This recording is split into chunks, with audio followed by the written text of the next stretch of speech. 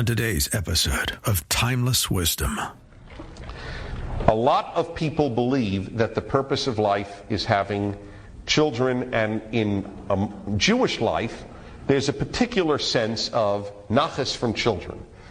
Many of you have heard the term nachas. It's both Yiddish and Hebrew. It means joy and pride in some combination thereof. And that the purpose of life is to have nachas from your children. And that's not true. And woe unto the child whose parents feel that way. That's coming up on Timeless Wisdom with Dennis Prager. And it starts right now. Andy Chrisman of For Him has spent 40-plus years in Christian music, and chances are he knows your favorite artist personally. Now he's bringing you their stories. I'm Andy Chrisman. In his new podcast, 1 Degree of Andy, he sits down with the voices behind the songs for real, honest, and faith-filled conversations you won't hear anywhere else. That's a great question. If you love Christian music, this is your backstage pass. The 1 Degree of Andy podcast. Listen now to 1 Degree of Andy wherever you get your podcasts. All right, Genesis Welcome 30. to Timeless Wisdom with Dennis Prager. Genesis 30 Hear already thousands opens of up hours with of a very Dennis's interesting lectures, thing. courses, and classic Today will radio be- programs. And to purchase Dennis It's not Prager's as Rational rich Bibles, go to as some chapters, I've told you that, DennisPrager.com. but that's the way it goes. And so sometimes I'll be reading somewhat rapidly so as to continue the notice of verse by verse. It's partially because you have to know what happened, and partially also because it's my hope that people who will have the tape of this in their car or at home will literally be able to study the Bible this way without even having an open text, just hearing every verse. Chapter 30. When Rachel saw that she had borne Jacob no children, she became envious of her sister. Her sister is Leah, of course, who had borne children. And Rachel said to Jacob, "Give me children or I will die." The fascinating thing comes up with Jacob's reaction. Jacob was incensed at Rachel. That is an accurate translation of the Hebrew. He was very angry at her and said, "Can I take the place of God who has denied you fruit of the womb?" I want to analyze this for a moment. What do you think of Jacob's reaction? Here is his wife, who loves him, we presume, and whom he loves, we know. After all, she was his choice, as you recall. And she is terribly hurt over not having children, especially given the fact that her sister has borne him children. There are at least two ways of reacting to Jacob's anger. One, he was wrong. One, he was right. Those are your two ways, at least two ways you can react. You will find of interest, I think, that the rabbis, the traditional rabbinic interpretation, is anger at Jacob. Isn't that interesting? Because they said, what a woman in that circumstance needed first was not an answer, but understanding. My wife loved that one. There was a real cheer in the back. That is a fascinating subject unto itself. That is what do you, in fact, how do you respond to your wife, and I specifically say your wife rather than your husband, when there is pain? It is one of the things I have talked about in male-female differences. Men want solutions, women want understanding. The first thing you say to your wife when she has a headache is not, "The aspirin can be found in the following cupboard." That is a mistake, which all of us men make until we learn differently, until we're taught and we learn. You can teach, but you also have to learn. The first thing you say is it, "How bad is it, honey? That's really sad. Can I do something for you?" And I understand the pain you're in. This is not patronizing, by the way. I don't want it to come out sounding that way. It is not. Men have their idiosyncrasies where we want understanding as well. Like when we want to get new compact discs. The wife's reaction should be, Good, we need a ninth version of Beethoven's Third. And that would be the appropriate female reaction in that instance. So each sex has to learn the appropriate reactions to the other. Or it is wonderful that you're watching your third baseball game today. I'm joking about that one. Now, the rabbinic understanding is he's wrong. She understandably is terribly upset, and she blurts out in anger what is not anger at him really, but is upsettedness. All right, that's the rabbinic understanding. He should have simply said, I know how you feel. There's nothing I can do. I feel as miserable as you do. Instead, he gets all angry and he says, what do you mean? Can I take the place of God who's denied you children? Now, on the other hand, let's look at what she said and then try to analyze his anger. And this is truly the major theme of tonight's session. This is, I always try to find, is there some major theme that has hit? You may recall once it was afterlife, and others, they were just, every time there seems to be at least one or two, sometimes more. This is the major of the themes that I could find in these two chapters. The question of what is a person's worth without children. And particularly a woman's worth who does not have children of her own. That, according to others, is what incensed Jacob. Not that she was angry at him about not having children. If she had merely said that, then the rabbinic tradition would have a great deal to say for it. That, A, this man was not understanding of his wife who was so depressed over not having kids with him. She went further. She said, I rather die. Death is better than having no children. There is another understanding of Jacob's anger, therefore, that holds that his anger is at that claim. If your husband or your wife says, I'd rather be dead than not have children, what is the person saying? Life with you is pointless. You see, there's a very good, I don't blame him for getting angry when you understand that. Hey, I'd rather be dead than be your wife without kids. Well, I mean, that's beyond merely being upset. If you really feel that way, I would get annoyed with you, and you'd get annoyed with me. What if I were your husband and I said to you, hey, you don't give me kids, I want to die. Life with you is just not worth it. And that's the reason that he gets very angry, in addition for blaming him. So there are a lot of marital lessons to be learned here. If you want to complain about a pain in your life, the best way to do it is to complain about the pain, but not blame your spouse for it, which is a very tempting thing to do. So here he gets a double whammy from her. One, you're at fault, which of course he's not. Second, I don't care about living except if I have children, which is an awful thing to say, totally dispiriting. So he gets angry because she blamed him for not having children when it's not his fault, because she held that life wasn't worth living if one doesn't have a child, and because he had been praying to God and he couldn't do any more. He's terribly frustrated too. He's also wanted kids through his beloved Rachel. Obviously he's wanted it. Now I am going to read to you, with regard to this idea, a commentary from the 1400s. It is so impressive to me that if I'd have told you it was written by a psychologist last year from Yale, you would have said, yeah, that's how modern sophisticated people think. This is a rabbi named Isaac Arama, Yitzchak Arama, who was a Spanish rabbi. He lived from 1420 to 1494. And his commentary is called the Akedat Yitzchak. He wrote a commentary on the Torah. Listen to what he wrote on this. The two names in Hebrew for woman, Isha, which is the regular name for woman, and Chava, Eve, indicate two purposes. The first teaches that woman was taken from man, stressing that like him, you may understand and advance in the intellectual and moral field, just as did the matriarchs and many righteous women and prophetesses, and as the literal meaning of Proverbs 31 about the woman of worth.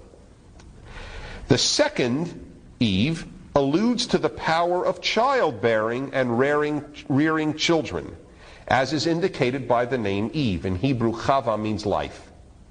Okay? The mother of all living. A woman deprived of the power of childbearing will be deprived of the secondary purpose and be left with the ability to do evil or good like the man who is barren. Of both the barren man and woman, Isaiah 56:5, the prophet Isaiah says, quote, I have given them in my house and in my walls a name that is better than sons and daughters. I'm going to talk to you about that. You're going to get the chills about that statement from Isaiah, but I want to continue. Since the offspring of the righteous is certainly good deeds, not kids, but good deeds. Jacob was therefore angry with Rachel when she said, give me children or else I die, in order to reprimand her and make her understand this all-important principle, that she was not dead as far as their joint purpose in life because she was childless, just the same as it would be in his case if he would have been childless. In other words, woman, you cannot say you are here to make babies. I mean, this is a 15th century rabbi in Spain writing. This is not a modern feminist, if you will, male or female, writing that women have to understand that they're not just here to make children. A 15th century rabbi. I was shaken by this. The insight that this man had at that time, that this is just, a woman cannot see her. That is a secondary purpose, making kids. But if that's the purpose, and as he writes, even more remarkable, after all, every man is barren. So clearly a woman who is not Eve, the mother of all life, is then simply like a man who is certainly not the mother of all life in any event. It's like an extra ability. That's all it is. But it doesn't take away at all your humanity, your ability to do what life's purpose is. You are not on here to reproduce. You're not on earth to reproduce. It is one of the things, if you can do, you should do. But that is not why you are here. This really can't be overstated, because there are a lot of people, especially women who don't get married or get married after their biological clock has ticked, who feel that their purpose in life has been denied them. And it's not true. I'm not here to say that it is necessarily a blessing. I mean, I love children, have children. I deeply, deeply relate to the desire to have children. But that isn't why we are here. That's why animals are here. Animals are here to reproduce. The survival of the fittest, and reproduce, and that's it. But we are here to do good deeds. We have missions in life. That's what he is saying, and that's what Jacob, in effect, is reacting against. She had the old-fashioned view. Even 3,000, 4,000 years ago, you could have an old-fashioned view. Jacob had a more modern view, if you will, of what the purpose of man and what the purpose of woman is, and it isn't merely to have children. Yes, he had all those children, but this is the woman he loved. You're right. Well, then you can say, so he can say this because he had all those children. All right, then you deny him the ability to react on this issue. See, if we are all only reacting personally, then none of us can ever make a fair judgment. If we're all reacting solely from within our circumstances.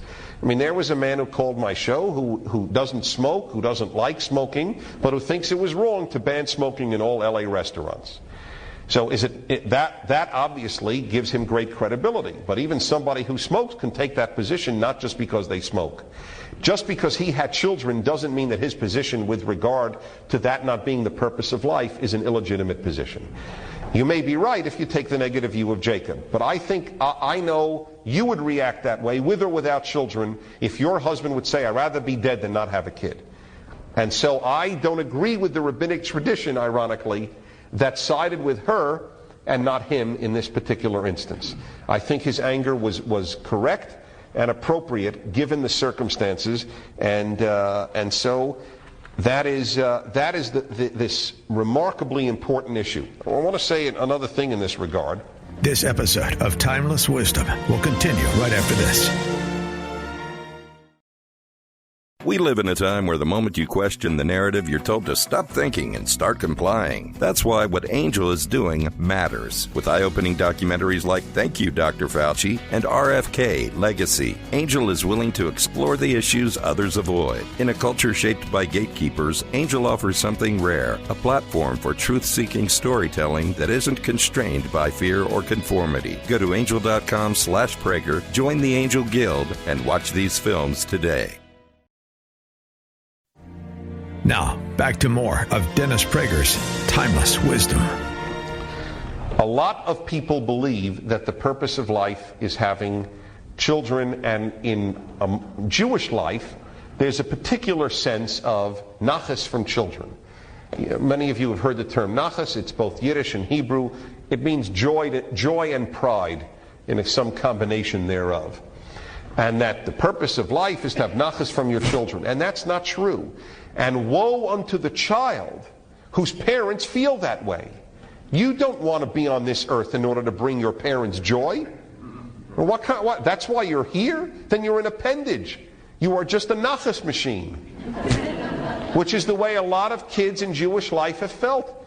That they were put on earth in order to bring their parents nachas. That's not true. That is not why you are here. If your parents derive nachas from your life, that's fine for them, but that's not why you're around. And that's not why I have a child, or you should have a child, to bring me pleasure. What kind of nonsense is that? It also denigrates my own life. I have an independent, autonomous life. I am not merely the father of my children or the mother of my children. I have a life. I have a relationship with other people, with my spouse, if I have one, with friends, with God. I am not only a parent.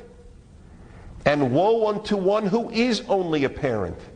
You have cut off a great part of what life has to offer. So what is your child supposed to be? Also only a parent? That's what we're all here to do, is have kids to have joy from? It's backwards. It's not a healthy way to see life.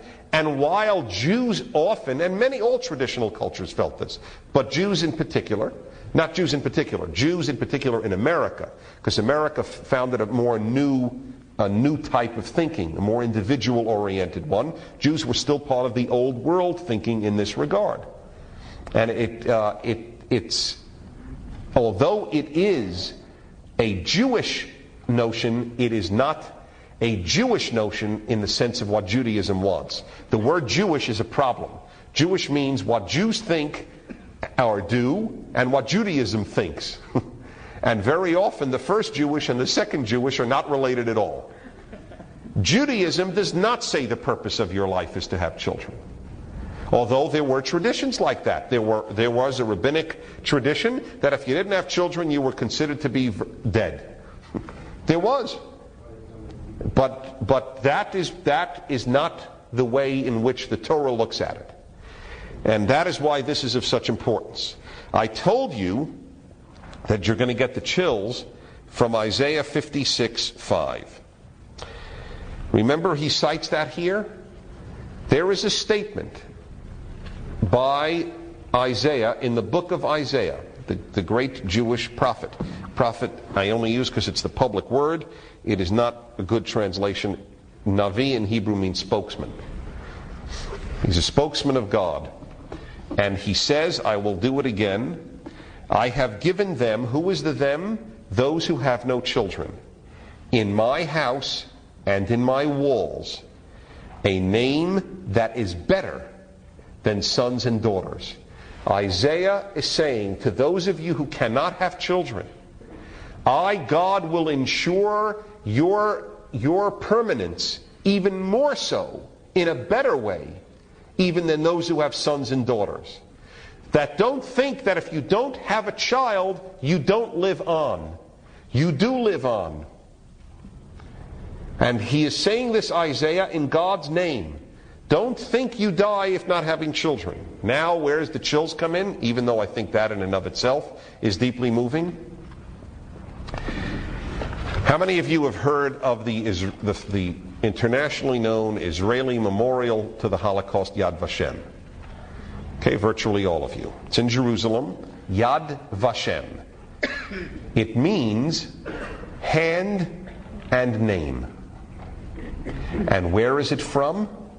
Isaiah 56:5, where Isaiah says, I have given them in my house and in my walls a hand and a name, Yad Vashem, that is better than sons and daughters.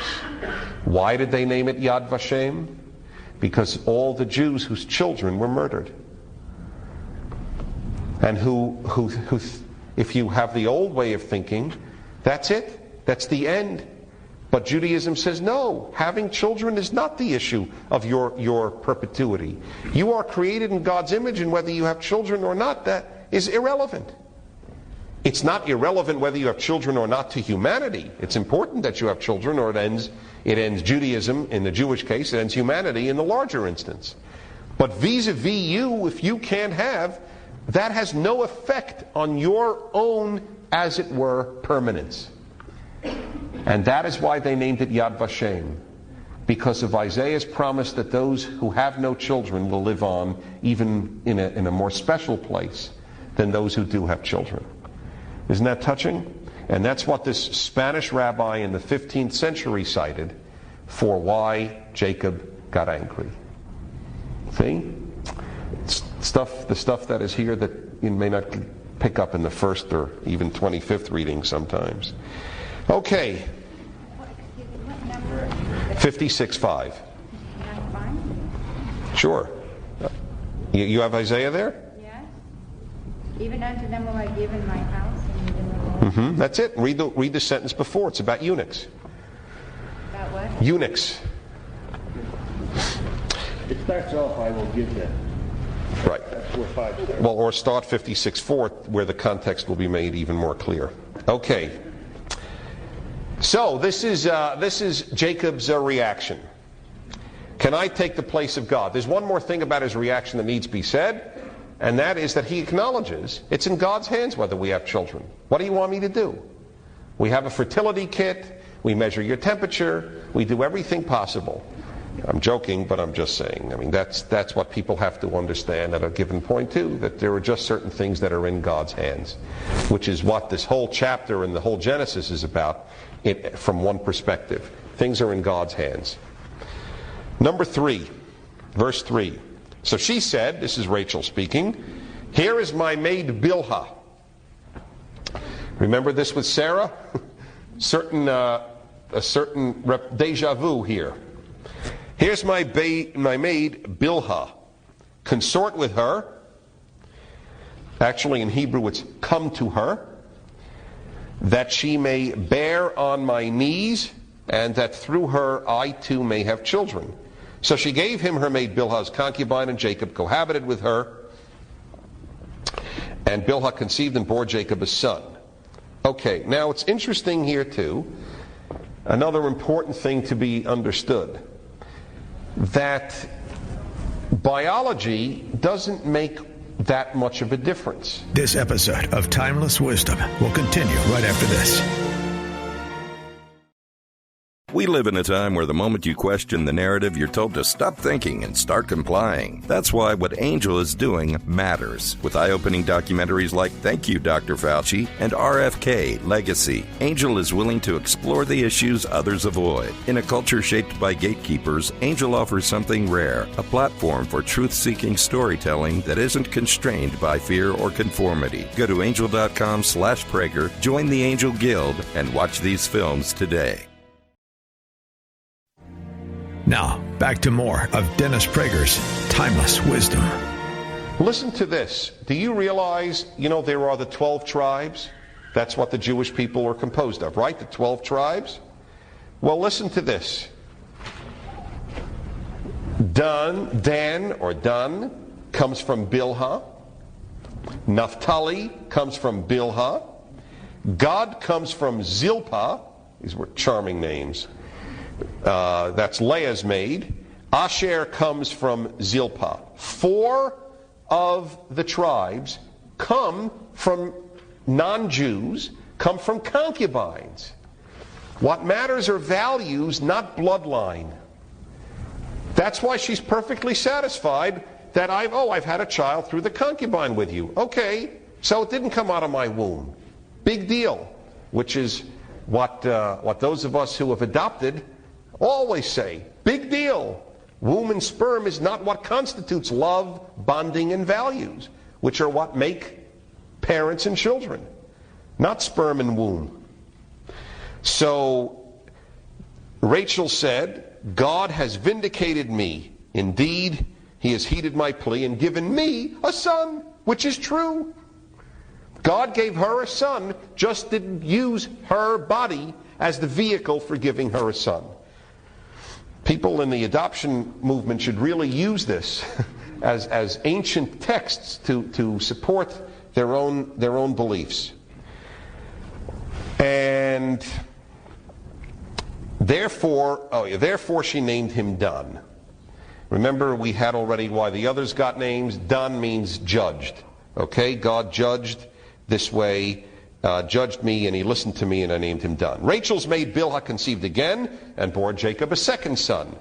And by the way, you will note it's interesting, again as with Abraham, it was the woman, it was the wife who pushed the husband to sleep with the concubine. You do not get the sense that this guy was raring to have an extramarital relationship, as it were. And it is an important point, because I know as a kid I used to think, what a great thing to have been a patriarch. But it's not what the text says. I'm sorry? Is there a reason because maybe his wife was pregnant? Is there a reason? Is the reason because his wife may have been pregnant? Because Leah was pregnant, you mean? That he therefore what? Didn't need to... He said to have relations with my handmaid. That Rachel did? Leah. Well, we're talking now, but it's Rachel who said have relations with my handmaid. Leah, yeah, well, we're not up to that yet. But yes, it's because she wants to keep having children. That is what gave you status, especially sons. Yeah, that's right. Actually, that's right. Through Leah, Leah herself had 7 children. Her concubine had 2. Okay. Rachel's maid Bilhah conceived again and bore Jacob a second son. And Rachel said, a fateful contest I waged with my sister. Yes, and I have prevailed. Which is interesting. You don't get about Rachel a secure sense of a person, do you, from these statements? That she wants a kid, and why is the kid? Only then will I feel like living. And secondly, this is really a contest with my sister Leah, who's had all these kids already.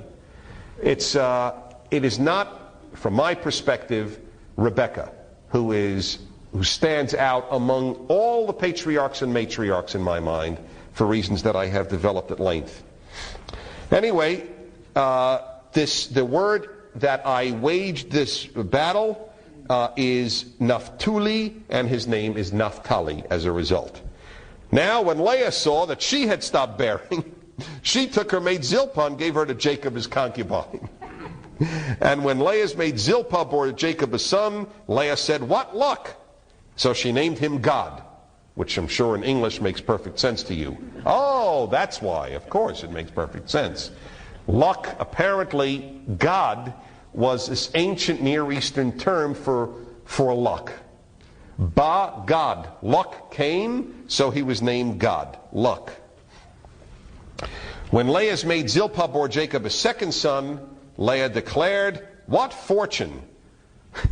Women will deem me fortunate. So she named him Asher. Asher in Hebrew to this day, with an aleph, means fortunate. Or happy even. So he was called Asher. Now, to break up the monotony of births with concubines, we get into a story, and we'll come back to that later. Once at the time, this is 14, at the time of the wheat harvest, Reuben that's the first son of Leah, came upon some mandrakes in the field and brought them to his mother Leah. Rachel said to Leah, "Please give me some of your son's mandrakes." But she said to her, "Was it not enough?" This is Leah saying to Rachel, "Was it not enough?" By the way, one thing you have to admit, it's not only brothers who don't get along well, sisters don't either. Okay, the Genesis is pretty fair along, and I just have to repeat a theme that I have noted constantly. Genesis is about real life, and in real life, family members don't always get along, especially siblings.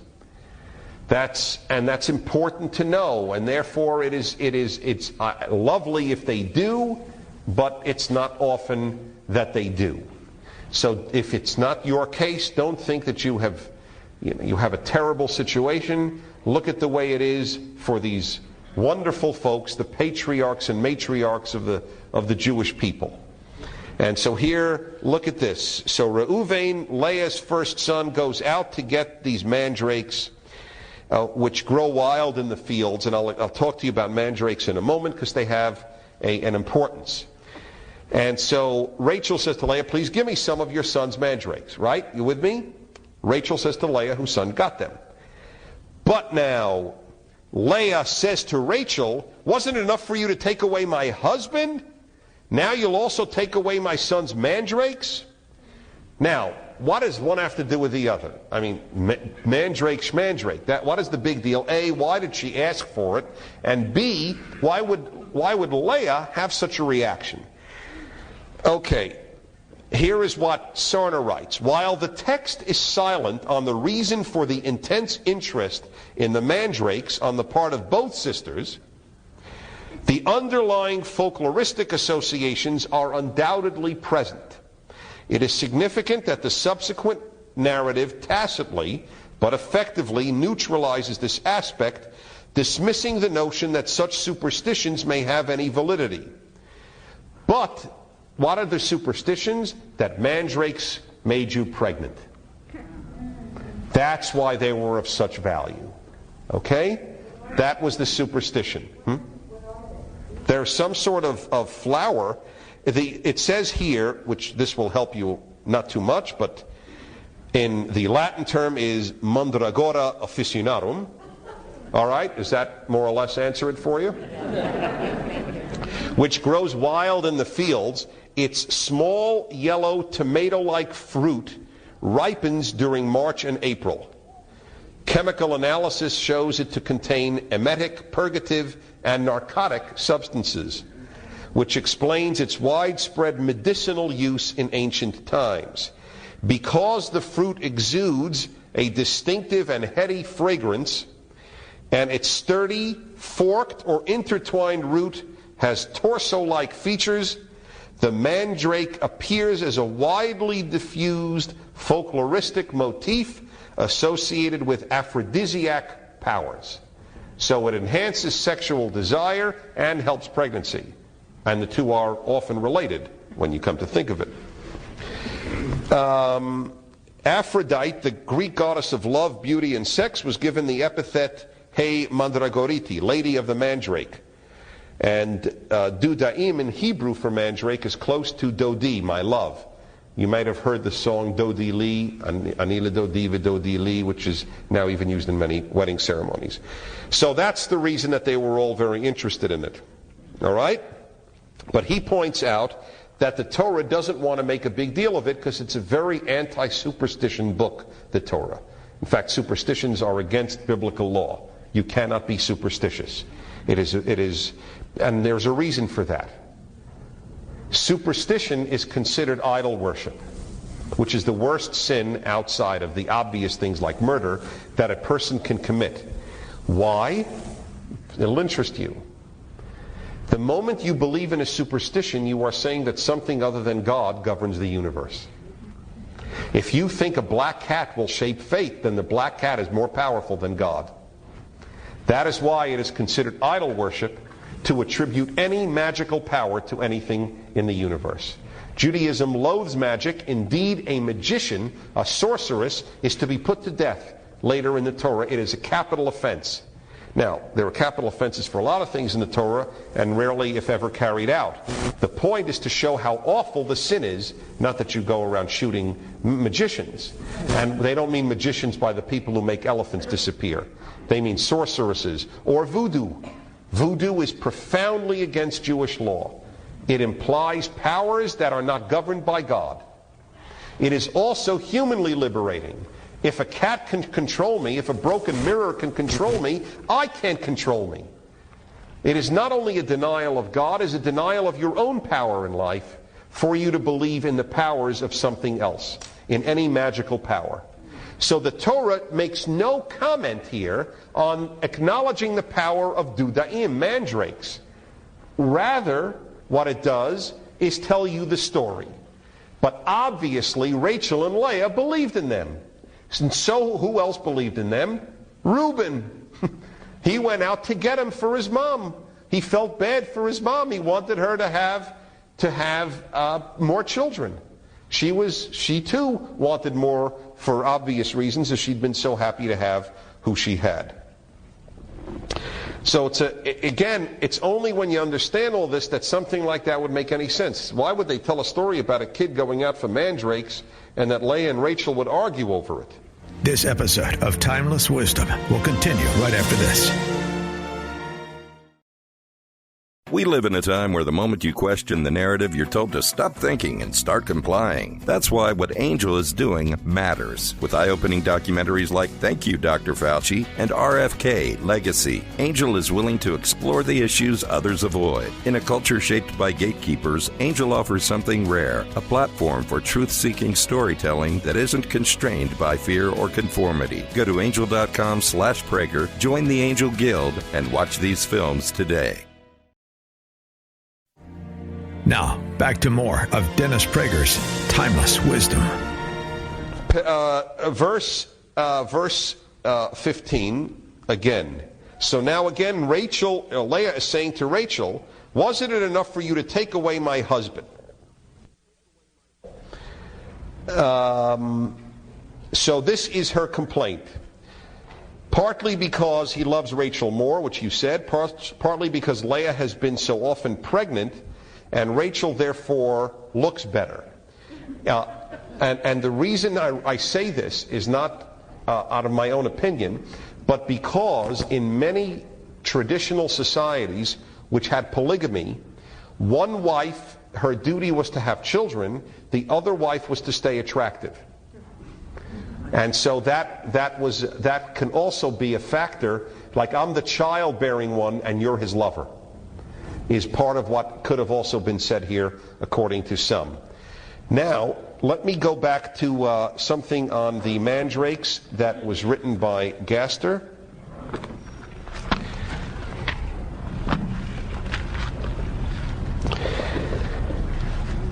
Because of the resemblance of its root to the human form, remember Sarna wrote that, torso-like root?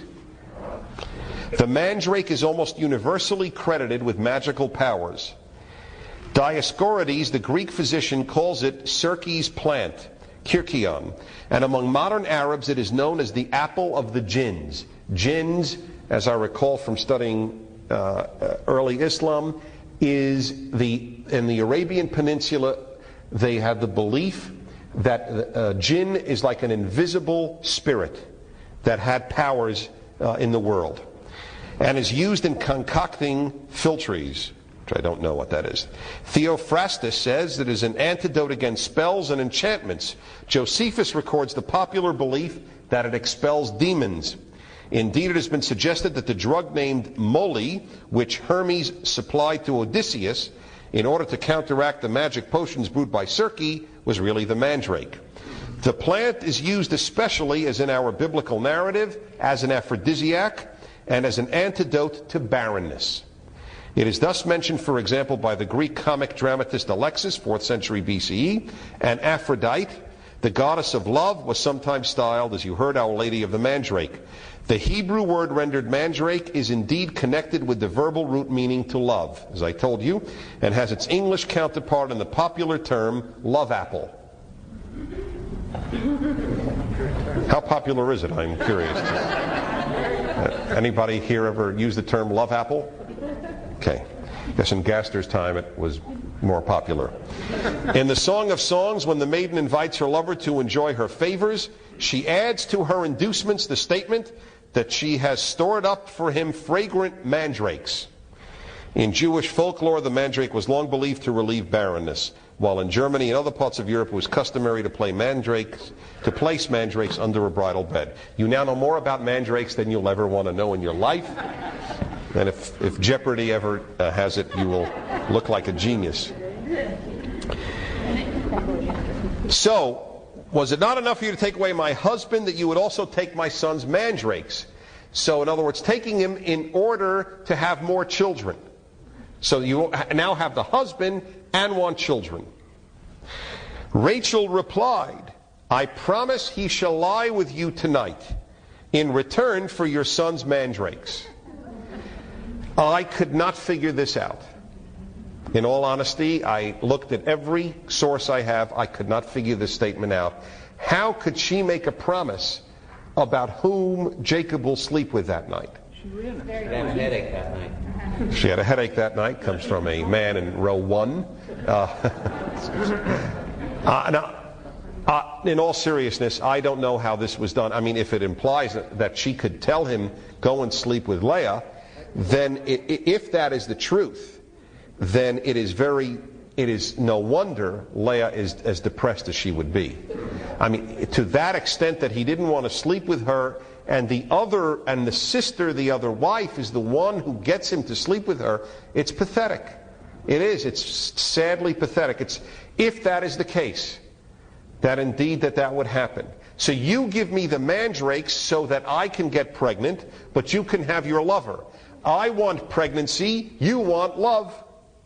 That's the deal here that the two are making. You see? All right, anyway, by the way, there was an interesting point made by Sarna. The Hebrew is, he will lie with you. Literally. And he writes, he uses the word. The pathetic nature of the barter arrangement is underlined by the striking fact that the verb shachav, when employed in Genesis with a sexual nuance, never connotes a relationship of marital love, but is invariably used in unsavory circumstances. So she uses almost he'll screw you, in a sense, as jargon in this. And it's a very sad scene with these two sisters, obviously, and the deal that is being made for the one wanting the pregnancy, the one wanting the love. Yes, but right. That's right. She was still striving for biological pregnancy. That is correct. That is absolutely right. Verse 16. When Jacob came home from the field in the evening, Leah went out to meet him and said, you are to sleep with me, for I've hired you. I mean, and the Hebrew word is to hire. Just in modern Hebrew, if you'd hire, in fact, if you'd say I rented a car, you use this term in modern Hebrew. Liskar. It's so sad. To say to your own husband, I've hired you for the evening, it gives you an idea of what has happened. It's terribly sad, but it's not Jacob's fault. He didn't want her. It's not like he started this. It's Laban's fault. That's just an important thing to remember. I mean, Jacob's being a good guy about it, as it were. And he does what he's told. And he does what he's told. That's right. He certainly does. Well, listen, he did what Rebecca told him. He does what Rachel tells him. And now he does what Leah tells him. But he gets a little stronger as time goes on, as you will note. Yes? I'm just wondering what the relationship is in terms of who he sleeps with what night. Do you think he trades off one night? Do I think that he... Extra night? Right, I understand. Do I think that he traded off each night? Right. The sense that you get from here is that he was with Rachel whenever possible. Otherwise, she would not have made the deal, Leah. That's what I would infer from the thing. We have no way of knowing. But it seems that if she had to go to all this end to make a deal to get Jacob to sleep with her, that in fact he was not doing so on any regular basis at all. I just have to infer it from the text. I just see it as a possible I'm imagining if it were every other night and someone... Well, but it was every other night. Why, unless she was... I'll give you an extra night with him. Oh, an extra night? To trade mandrakes for an extra night? I mean, maybe, but then she was really a very vibrant, sexually alive woman. There's no question about that, and I don't think that would be the issue. I think that he wasn't doing it. For I have hired you with my son's mandrakes. Well, that would make sense. And he lay with her that night. God heeded Leah, and she conceived and bore him a fifth son. And Leah said, God has given me my reward for having given my maid to my husband. By the way, important point, I don't remember who made it, but notice that the mandrakes are not necessary. God gives pregnancy. Leah gave the mandrakes away and she got pregnant. Notice that? One of the constant themes is God runs things, nothing else. So she named him Issachar. And that is from the term to hire. Sachar. When Leah conceived again and bore Jacob a sixth son, Leah said, God has given me a choice gift. This time my husband will exalt me, for I have borne him 6 sons. So clearly what is aimed, she is still aiming for his love. It's not that she's dying for more kids, she's dying for his love. Obviously. My text says, now that I've given 6 sons, my husband will finally dwell with me. And mine said it will give me presents. Well, the Hebrew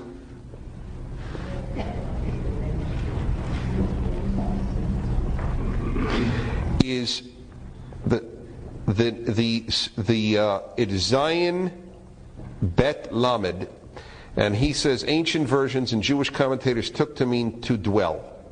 Does anybody have that? Is that what you had? That is the literal. That is apparently the literal. It's a very uncommon word in the Torah. Well, it seems that he was probably living full time with Rachel. That's right. It's a good point, and that's why it is important. It seems that he was living full time with Rachel, so here you have another proof. He was not switching off nights. I know you wish he were. I know I do too. And his name was called Zevulun. Last she bore him a daughter and named her Dinah. This verse cracks me up. This is, in case anyone needed proof of the ancient world's sexism, this is about as obvious. It's so obvious that it's you almost have to laugh. When all of the sons are born, there's always a thinking out why the name was given. Nothing. It's like just this passing reference, almost like, and it was a warm day that day. A daughter was born. Nothing is said why it was chosen, how she reacts. Nobody's grateful. Oh, and a daughter was born. Her name was Dinah. Now let's move on to important things. It's not the Torah in this case that's being sexist. It's the way girls were viewed. It's being accurate to the way it was. And which was sexist. Yeah, it's exactly obvious. That was my point.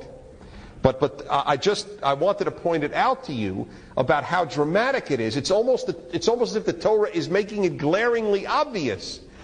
And he was born, and for this reason, and they were so grateful. And then he was born, and they were so grateful, and that's why he got the name. And then they had a daughter named Dinah. But it's exactly how it's written. That's the point. I really believe it's the Torah's way of even making it starker. This is the way they thought in those days. The Torah has a different view of the woman. She conceived and bore a son, and said, God has taken away my disgrace. So she named him Joseph. Now, Joseph comes from 2 things, which is to say, may the Lord add another son for me. Yosef in Hebrew literally means will add. But also, it has to do with Asaph, which is took away the shame. So there are 2 reasons for the Yosef, but specifically that the Lord would add another son to me. So Rachel's room is opened by whom? God, not mandrakes. Critical, and just one of those subtexts that is stated here. Verse 25, after Rachel had borne Joseph, Jacob said to Laban, give me leave to go back to my own homeland. Give me my wives and my children, for whom I have served you, that I may go, for well you know what services I have rendered you. Now, it's a very complex issue. Who did who belong to? You would think that he married the daughters, that they were now his wives, they belonged to him. So this is a complex area which I won't get into, but those of you interested will read up about ancient Near Eastern societal laws about who belonged, how did you in fact acquire a wife, really become yours and the children yours, or when did in fact everybody stay belonging to the father even if you married? Because he is still considered a stranger. He is not a local. And apparently that differentiated, as you will see, the laws over who belonged to whom. So he's going to go, right? Give me my wives, my children, I served you well, and you know well how I've served you. But Laban said to him, if you will indulge me, I've learned by divination that God has blessed me on your account.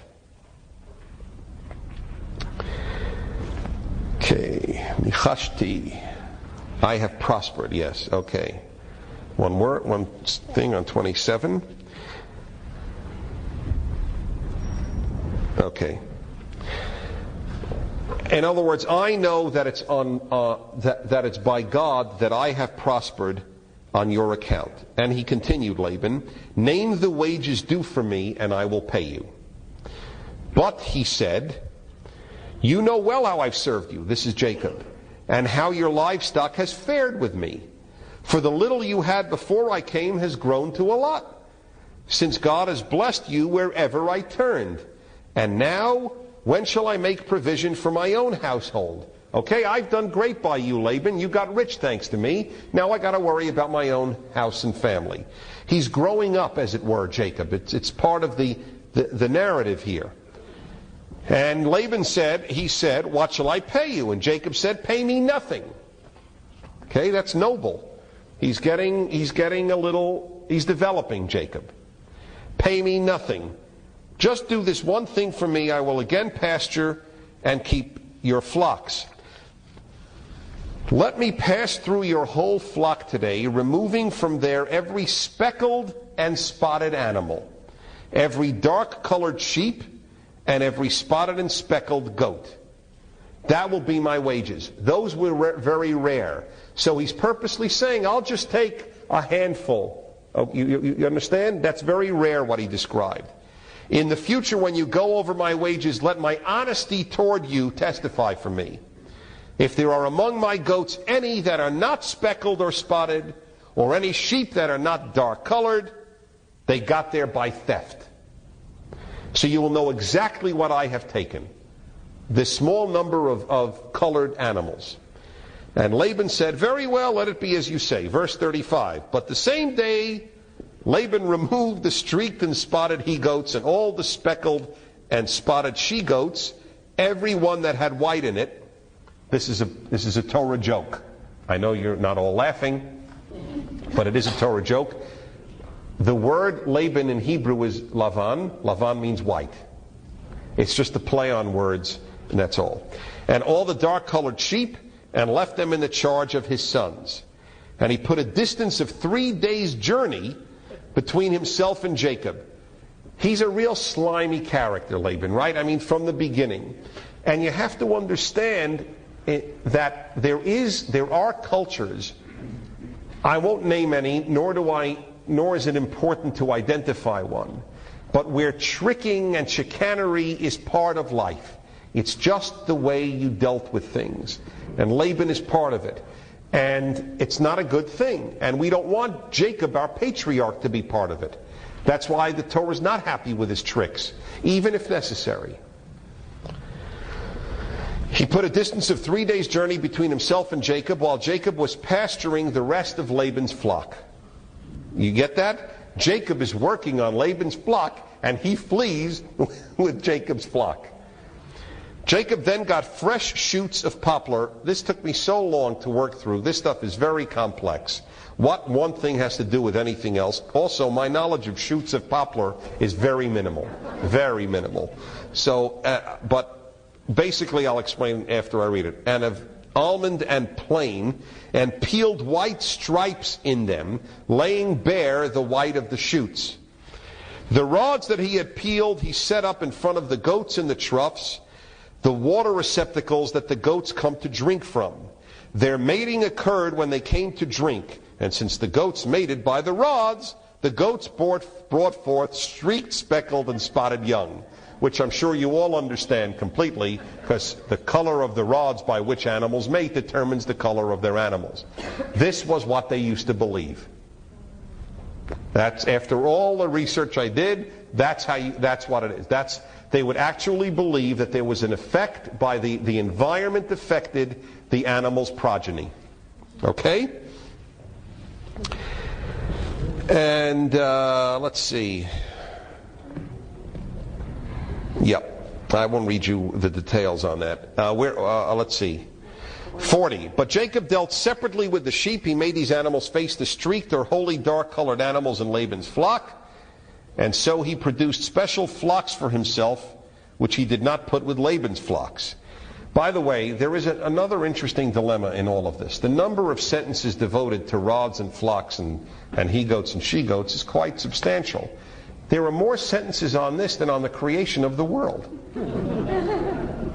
And you really do wonder. I don't have an answer to that, but I do acknowledge that I wonder too. The only thing that comes to mind is that we have here stories that meant a great deal.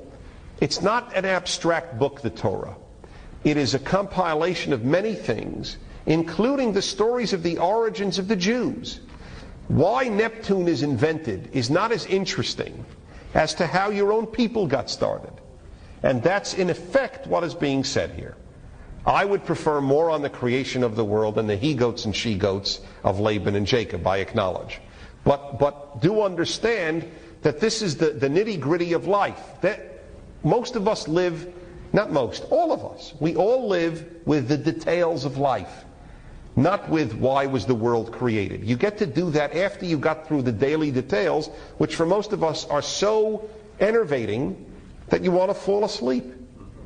It is the nitty-gritty of life, after all. It's the details that preoccupy us, the trivial details. Or as the statement used to go, God is in the details. So I'm just saying, I wish this weren't so, but I understand why it is so. Anyway, also it does build up the notion of the authenticity. That I will say. These things had to be written contemporaneously. These ideas we now only know from archaeology are what people used to think and how people used to live. If nothing else, at least it gives you the truth of the antiquity of the Torah, okay? Which is not unimportant. Moreover, when the sturdier animals were mating, Jacob would place the rods in the troughs in full view of the animals, again, so that they mated by the rods. But with the feebler animals, he would not place them there. Thus the feeble ones went to Laban, and the sturdy went to Jacob. But very important, you will note in the next chapter, it's not because of the rods. It's because of God. Okay? So the man grew exceedingly prosperous. In other words, even with the miserable deal that Laban made with him, still Jacob grew prosperous. And why? God. Okay? He grew exceedingly prosperous and came to own large flocks, maid servants and men servants, camels and asses. That is a rich man. Chapter 31. Now he heard the things that Laban's sons were saying. Jacob has taken all that was our father's. He got rich and they blame him for taking away. It sounds like members of a certain political party in America, but I don't want to get political. That when people get rich, it must only be because they took away from others. Jacob has taken all that was our father's, and from that which was our father's he has built up all this wealth. Jacob also saw that Laban's manner toward him was not as it had been in the past. Which wasn't too positive in the past, so you can only imagine what it is now. Then the Lord said to Jacob, return to the land of your fathers where you were born, and I will be with you. It's time for you to move on, just like he had told Abraham it was time for you to move on. And this is very interesting. Jacob called for Rachel and Leah to the field where his flock was and said to them, why is it interesting? The first thing he did after God's announcement was consult with his wives. Okay? Now, I think it's a nice thing. Of course, it does say Rachel first, because that's who he cared about more. It was not in order of age, and it was not in order of marriage. It was in order of love. He called to Rachel and Leah, and he said to them, verse 5, I see that your father's manner to me is not as it's been in the past, but the God of my father has been with me. Now, this is the way in which he refers to God. Because remember, where did Leah and Rachel grow up? With a pagan named Laban. And gods were localized then. Rachel and Leah don't really know about the God of the heavens and the earth. By the way, I'm not even certain that at this time Jacob does. It still may be a God who is very localized. It's the God of my father. It's still this somewhat, a clannish view of God, or clan-based. The God of my father has been with me. Verse 6, as you know, I've served your father with all my might, but your father has cheated me, changing my wages time and again. God, however, would not let him do me harm. If he said thus, the speckled will be your wages, then all the flocks would drop speckled young. You get it? Now it's not the rods. God made sure whatever Laban would say was Jacob's, those would be the ones born. And Jacob is only saying, and this is important, he's attributing all of his wealth to God. So if Laban had said, if your father had said speckled will be your wages, all the flocks would have dropped speckled young. And if he said the streak shall be your wages, then all the flocks would drop streak young. God has taken away your father's livestock and given it to me. God has. Not rods, not me. Once at the mating time of the flocks, I had a dream.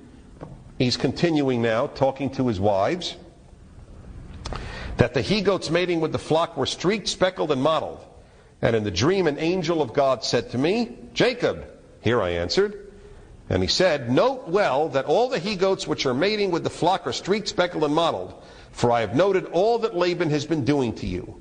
I am the God of Bethel. You remember Bethel, where he put the rock under his head and made a little altar, where you anointed a pillar and where you made a vow to me. Now arise and leave this land and return to your native land.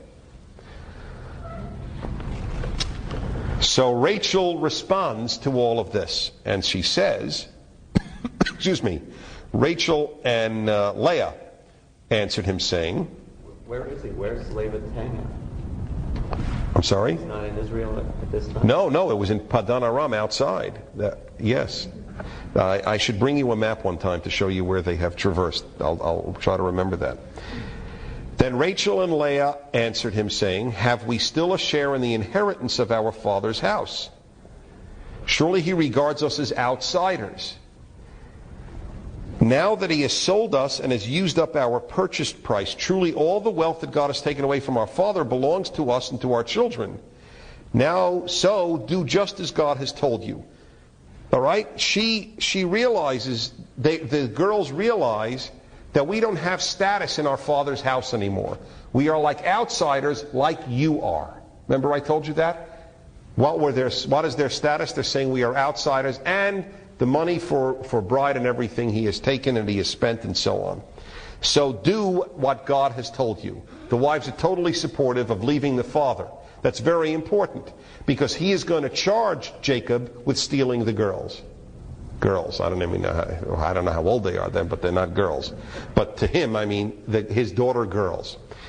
Verse 17, thereupon Jacob put his children and wives on camels, and he drove off all his livestock and all the wealth that he had amassed. the livestock in his possession that he had acquired in Padan Aram, to go to his father Isaac in the land of Canaan.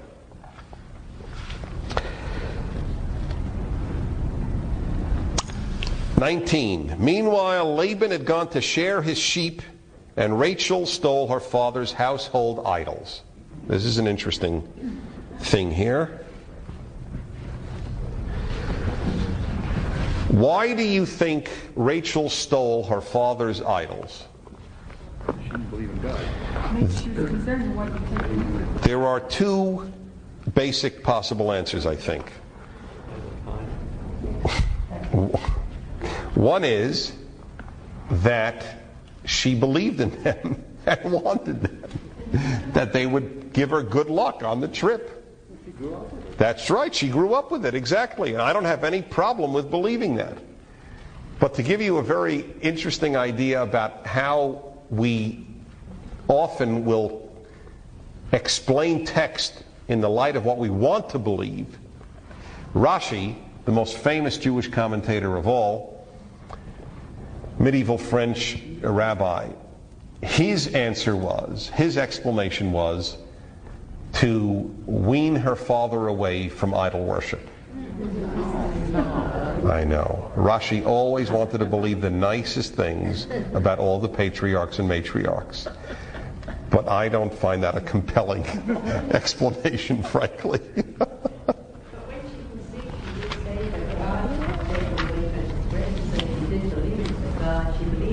Yes, there's a very good question. She said that God took away her disgrace. So doesn't it mean that she believed in God? But that doesn't mean she still can't. There are right, exactly. There are two separate issues. Do you believe in God, or do you believe in God alone? Hebrew monotheism is exclusive. It's not just that you believe in God. You only believe in God, or believe in God only. Shema Yisrael Adonai Eloheinu Adonai Echad. Hear, O Israel, the Lord is our God. That's part one. God alone is part two. You get the difference? It's a huge difference. Jewish monotheism is not just this is your God, but there are others. This is your God and there are none others. So it's very possible, you're right, she believed in the God of Jacob and the God of Jacob's father Isaac and in the little idols that her father had kept around. And it's not that uncommon. I am sure that there are people in this room who believe in God and also will take a charm on a trip or will do something superstitious. But that's a good example. You know, you can laugh at Rachel and the little idols, but do we not have our own little compromises with God's sovereignty, as it were? Not as it were, as it is. Let me read to you now, page 214 in Plout, on Rachel's theft. Rachel's theft of the household idols. Well, let me read to you about his concern.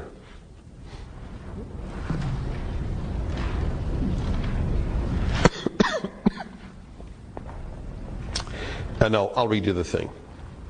Rachel's theft of the household idols, Laban's angry concern, which we'll read about, and Jacob's extravagant denial, which we'll read about, all point to the great importance that ancient man attached to these objects. They were figurines, usually small and in the shape of men. We know they're small because she sat on them to hide them, as you'll see in the chapter.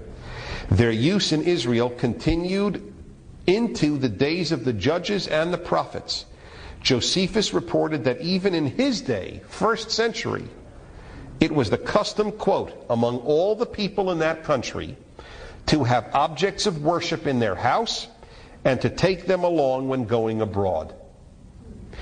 Rachel therefore may have felt it necessary to take household deities along on her journey and decided to appropriate her father's idols. By doing this, however, she left him without proper protection. Hence his great anger. Another interpretation is a legal one, but I don't find that compelling, so I won't read you that. We have already learned, this is Plout writing, we have already learned of Rachel's consideration and charm at the time of her first meeting with Jacob. of her agony over her long barrenness, her jealousy over her sister's good fortune, and of her attempt to utilize aphrodisiacs. Right? We now see her to be an independent woman. With the rift between Laban and Jacob widening, she took the lead over her sister in siding with her husband instead of her father. And in the moment of parting, it was she again who was stirred to decisive action. However, her impetuousness caused Jacob to make an extreme and tragic oath, which we are coming to. It gets very dramatic now, or more dramatic than with the spotted he-goats. In fact, anything compared to that will be dramatic. So this is in 19 that she stole her father's little idols. 20. Jacob kept Laban the Aramean in the dark, not telling him that he was fleeing, and fled. By the way, it's very interesting, the Hebrew words. She stole his idols, uses the word ganav. Some of you who don't know Hebrew but know Yiddish know ganaf. Comes from the Hebrew ganav, which is, by the way, the 8th commandment. Do not steal. It's the same word, lo tignov. So vatignov Rachel stole the idols. 20. Jacob stole Laban's heart. They both did stealing. That's what the Torah is saying. To steal heart means to trick. Okay? It said kept Laban in the dark. I'm sure some of you have different ones, but whatever it is, it's fooled him, kept it from him. But I just wanted you to see the play on words. She stole idols, he stole heart. Jacob kept Laban in the dark, not telling him he was fleeing, and fled with all that he had. Soon he was across the Euphrates and heading toward the hill country of Gilad. On the 3rd day, Laban was told that Jacob had fled. The reason he didn't know for 3 days, apparently shearing sheep is a very long and difficult process, and if you recall from 19, that's where Laban had gone.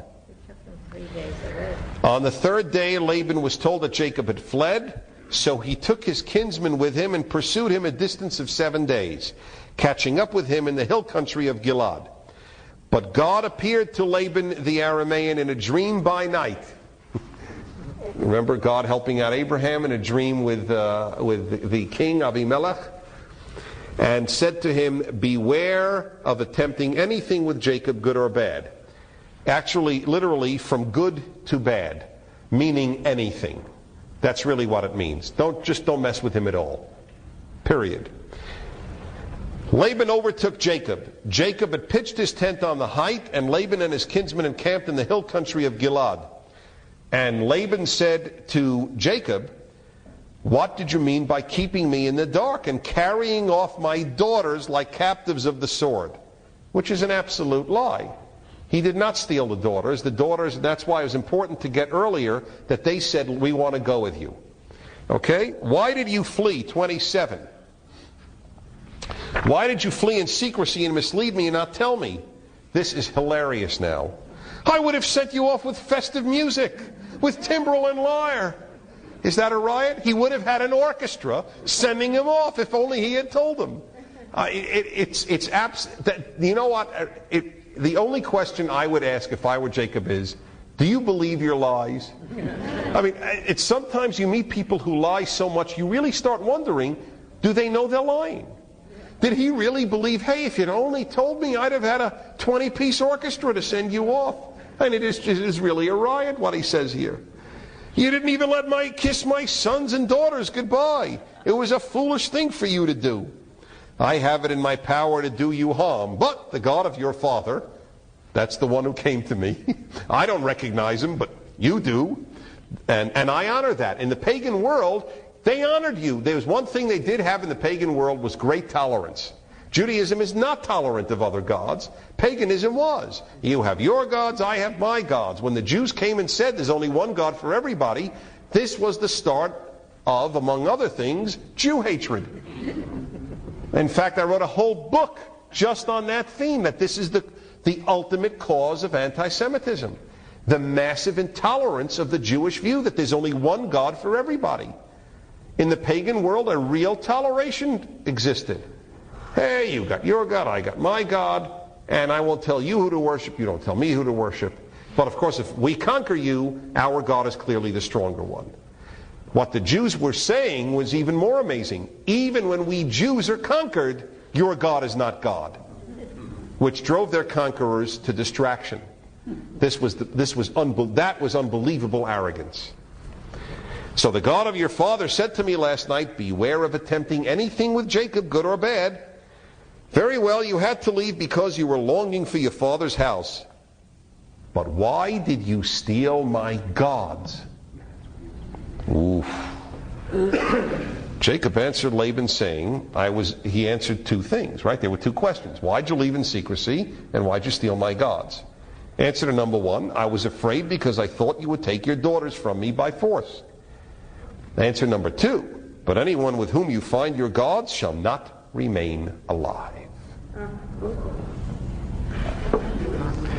Ladies and gentlemen, never make these sorts of pronouncements.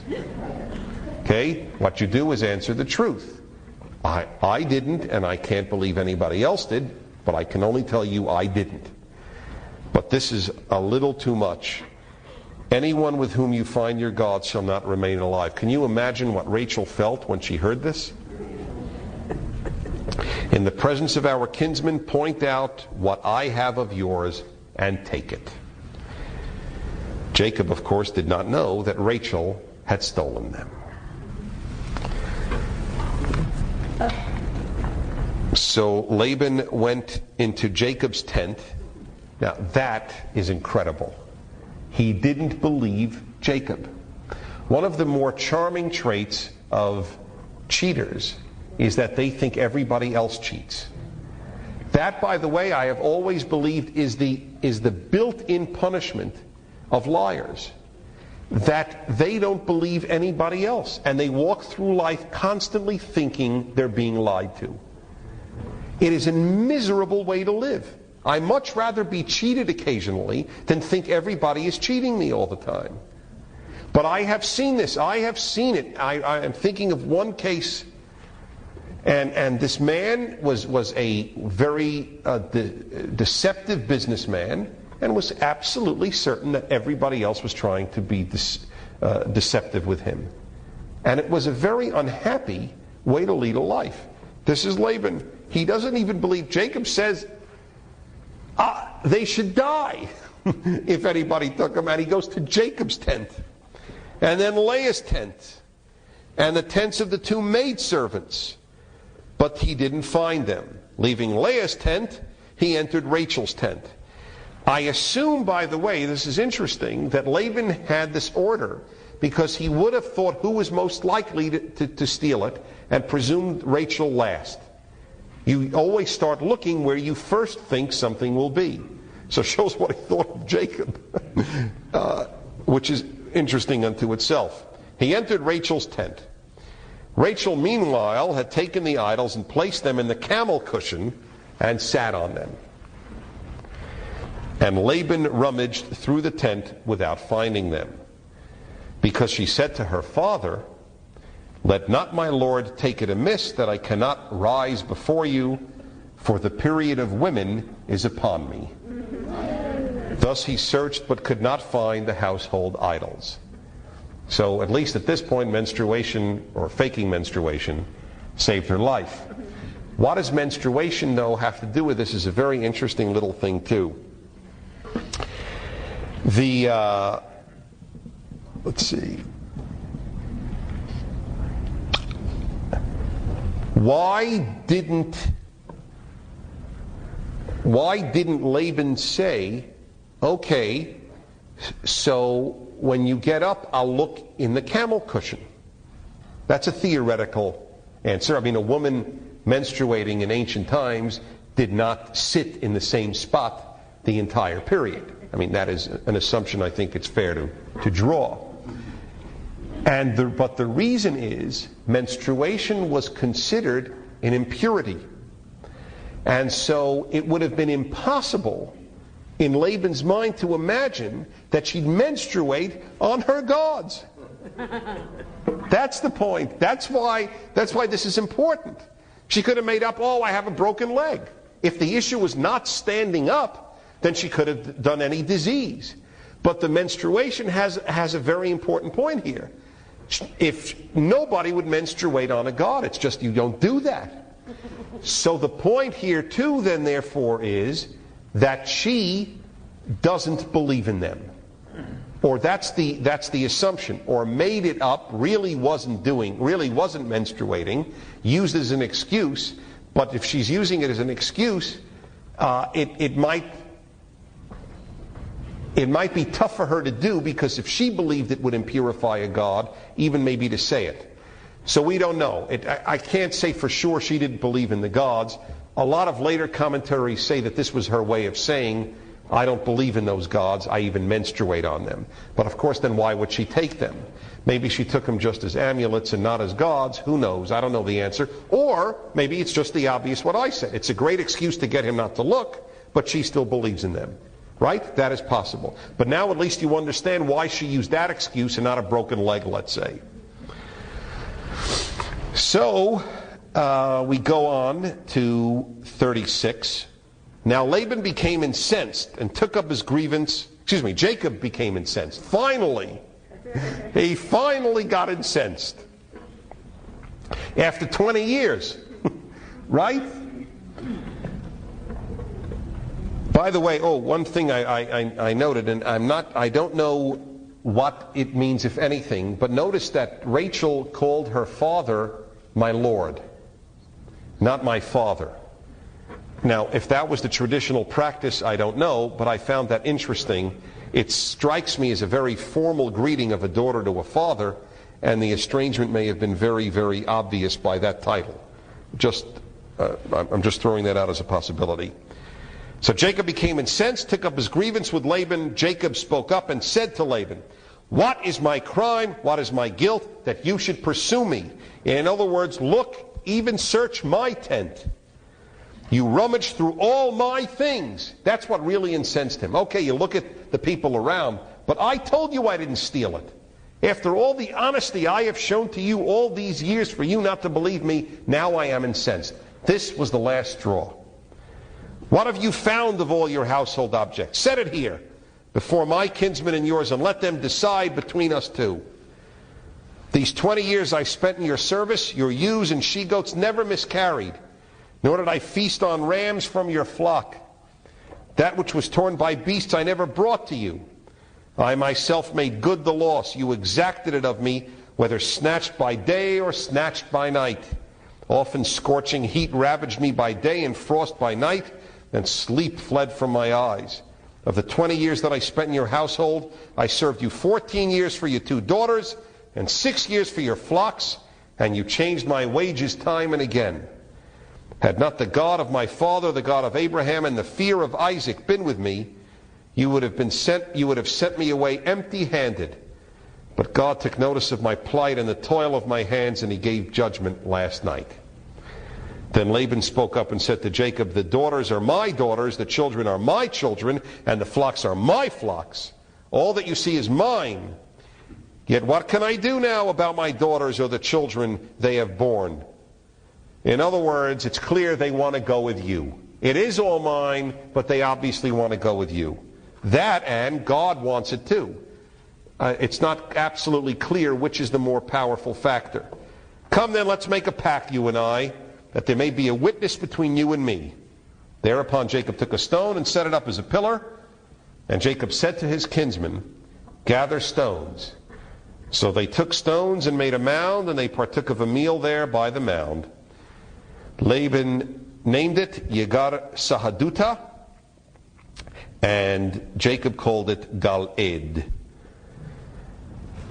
Laban declared this mound as a witness between you and me this day. That is why it was named Gal-ed. Ed is witness, Gal is rock. And it was called Mitzpah because he said, may the Lord watch, it's from the same root, between you and me when we are out of sight of each other. If you ill-treat my daughters or take other wives besides my daughters, though no one else be about, remember God himself will be witness between you and me. I think that's the most decent thing Laban has done, the only decent thing in the entire thing. Even with all that, he was still a father caring about his daughters. Don't take another wife and don't ill-treat them. God will watch you, even though I won't be there to watch you. And Laban said to Jacob, here is this mound, and here the pillar which I have set up between you and me. This mound shall be witness, and this pillar shall be witness, that I am not to cross to you past this mound, and that you are not to cross to me past this mound and this pillar, with hostile intent. May the God of Abraham and the God of Nahor, their ancestral deities, judge between us. And Jacob swore by the fear of his father Isaac. Jacob then offered up a sacrifice on the height and invited his kinsmen to partake of the meal.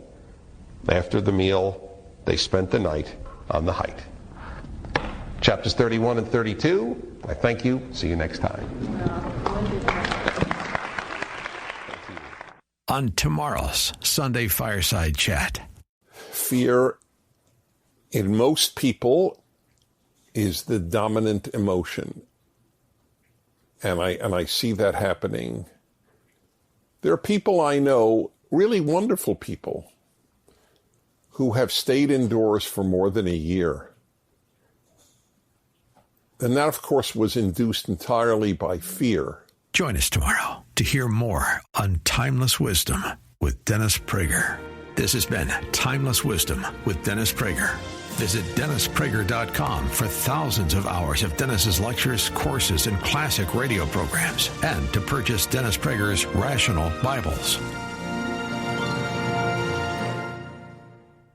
We live in a time where the moment you question the narrative, you're told to stop thinking and start complying. That's why what Angel is doing matters. With eye-opening documentaries like Thank You, Dr. Fauci and RFK Legacy, Angel is willing to explore the issues others avoid. In a culture shaped by gatekeepers, Angel offers something rare, a platform for truth-seeking storytelling that isn't constrained by fear or conformity. Go to angel.com/Prager, join the Angel Guild, and watch these films today.